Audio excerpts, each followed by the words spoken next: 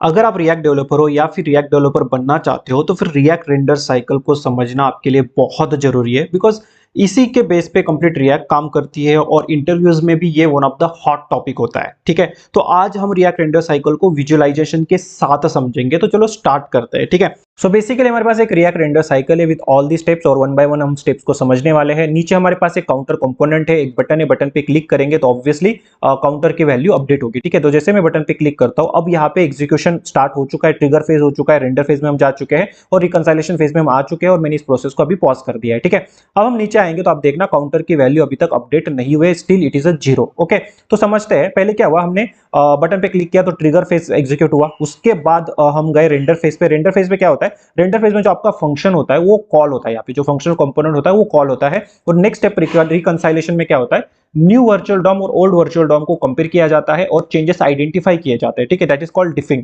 और जो next phase है कमिट फेज, उस फेज में क्या होता है, जो चेंजेस हमने आइडेंटिफाई किए हैं वो रियल डॉम पे अप्लाई किए जाते हैं और उसके बाद ही यूआई बेसिकली अपडेट होता है। ठीक है, तो ये देखना जब मैं अब इसको प्ले करता हूं तो ये जाएगा कमिट फेज पे। ठीक है, कमिट फेज पे गया, मैंने फिर से पॉज कर दिया प्रोसेस को और अब देखना काउंटर की वैल्यू अपडेट बेसिकली हो चुकी है।